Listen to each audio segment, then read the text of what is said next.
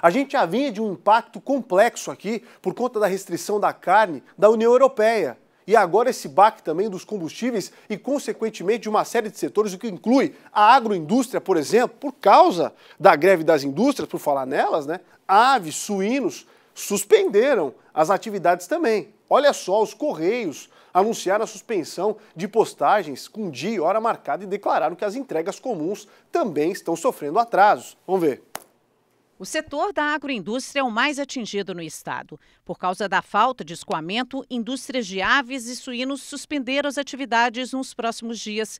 Cerca de 28 mil trabalhadores diretos estão sendo dispensados temporariamente. O governo aguardou demais, subestimou a capacidade de mobilização dos transportadores e não se antecipou a medidas que poderiam ter sido tomadas com maior antecedência para evitar a greve, que sempre é um recurso extremo e que causa prejuízos e impactos à economia e, sobretudo, no setor industrial. Os prejuízos se acumulam com os alimentos perecíveis.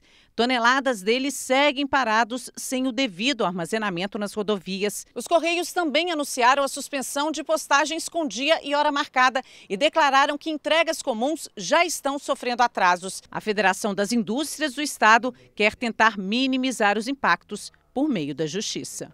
Entramos com uma ação visando uma liminar que permita que os produtos industriais, sobretudo alimentos, não sejam impedidos de serem transportados, além dos produtos essenciais, como é o caso de remédios, por exemplo. O Glauco está coberto de razão, né? Glauco Corte, presidente da Fiesc, falou tudo. O governo demorou, não conseguiu se antecipar diante de um cenário que era muito claro, inclusive para os investidores, né? Esse sinal já tinha sido dado na sexta-feira à noite. E aí? A capital e os outros municípios da região metropolitana sentem, né, os reflexos da greve. Todos nós estamos sentindo. A Janine Alves já está comigo aqui no estúdio, daqui a pouco ela vai entrar para falar sobre eles. E é uma série de impactos acontecendo. Deixa eu falar com a Fabiane Paza, que hoje pela manhã a corrida foi grande para conseguir garantir combustível nos postos da capital. Tem um monte já que não tem mais gasolina, não tem mesmo. Fabiane Paza. Pois é, Polito, muita gente deve estar se perguntando o que vai acontecer em relação aos serviços públicos aqui da capital, uma vez que a falta de combustível já pode comprometer, inclusive, o transporte coletivo. O secretário de administração aqui do município daqui a pouquinho conversa com a gente para explicar o que é mantido e o que pode parar de funcionar em função de toda essa situação que acontece em todo o país. Daqui a pouquinho eu volto, Polito. Bi, essa é outra questão. Ontem nós adiantamos aqui a possibilidade de greve, mas aí por questões trabalhistas. Agora junta com a questão do diesel, que consórcio vai conseguir manter? São Paulo, por exemplo, já reduziu em 3% a frota. Isso tem acontecido nas grandes capitais. Não dá para manter, né, os ônibus em operação se não tem diesel.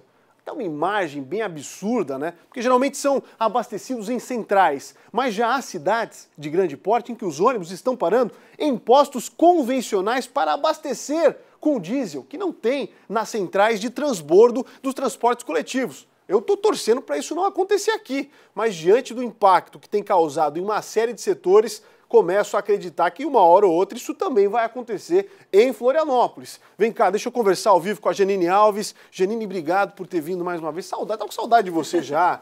Vamos falar sobre essa história. Os reflexos estão acontecendo em uma série de setores. É um efeito dominó, né? É um efeito dominó. Começou com a greve dos caminhoneiros e agora a falta de combustível, né? Para o cidadão comum e para o transporte público. As filas estão insanas por aí. A questão da limpeza já foi... a operação da Concap prejudicada aqui em função de combustível, então se vai estendendo isso e esses reflexos vão chegando, sim, de uma maneira bastante grave. E o governo federal perdeu o tempo, né? Nossa, totalmente. O Glauco Corte falou muito bem e preciso. Eles perderam o time para agir. Já estava sinalizado na sexta-noite. E não só isso. Eu acredito que no Brasil se deixa tudo para cima da hora. Toda solução vem numa emergência. E não é o melhor momento para se tomar uma decisão. E agora o que aconteceu? A política da Petrobras vem desde julho do ano passado, aumentando consecutivamente os combustíveis. Aumentos que chegam à ordem de 60%, mais de 60% o gás de cozinha. A gasolina, o óleo diesel. E agora sim, a gente está vendo um grito dos caminhoneiros porque não aguentam mais, até porque não tem como tu planejar uma atividade econômica. O caminhoneiro, ele tem uma atividade econômica na mão, ele tem que vender um frete e ele tem que ter o custo desse frete. Ele não sabe mais orçar. Nos últimos 17 dias, 11 aumentos nos combustíveis. Em 17 dias, 11 aumentos é insanidade. Já sinalizaram, muita gente vem com a alternativa de GNV. Aqui estamos num preço confortável, porque afinal de contas vem via tubulação. Mas já há reflexos em Porto Alegre, por exemplo, com subida alta de quase R$1 no valor do metro cúbico do gás, que é um gás que está sendo utilizado, por exemplo, pelo táxi, pelo Uber, que é transporte. Exatamente. E entra a questão da oferta e da procura. Aumenta a procura, né? Vai aumentar o preço. Aumenta o preço. Infelizmente, assim, a gente viu tantos oportunistas ontem, combustível a R$ 6,99, R$ 7,99. Tem postos vendendo na região a R$ 9,00. Achei que fosse só Brasília. Entramos ao vivo através das redes sociais do Balanço Florianópolis e pessoas de uma série de pontos do nosso estado dizendo, olha, aqui a gasolina está R$ 9,99 em Santa Catarina. Como isso é possível, né? Na realidade, é possível dentro dessa visão imediatista, inclusive dessas pessoas que talvez possam ser lembradas no futuro até, numa não opção de abastecimento, por exemplo. Porque quando há a injustiça com o consumidor, ele tem que lembrar sim, ele tem que saber quais são os comerciantes que prezam pela relação de consumo, que prezam para ter esse consumidor como cliente. Ô, Janine, vamos pensar nos dois impactos de prejuízo. Amigos que disseram, olha, aqui no sul da ilha já tem fila no supermercado de gente querendo abastecer a própria casa com medo. Olha o receio das pessoas. Isso no micro problema, no macro problema, né? Pensar a longo prazo, indústrias significativas da nossa região, como de carne suína, de aves, já vinham com impactos relacionados com a União Europeia. E agora isso, como é que fica, né?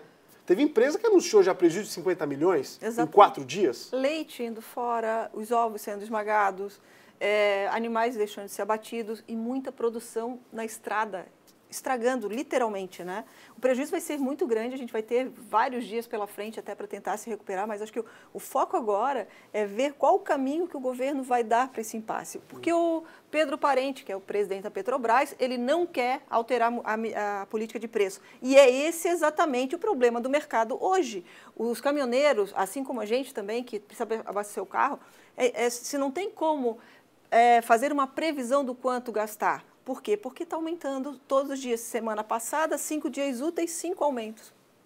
Não dá para entender. Segura com a gente, Janine. Olha, Pedro Parente agiu com muita, mas muita, não rapidez, mas agiu devagar. Devagar até demais. 10% de redução, 0,25. Os caminhoneiros querem 0,40, 0,50. Não vai fazer diferença uma definição que dura até 15 dias, né? Vamos ver o que vai acontecer nos próximos dias, nas próximas semanas.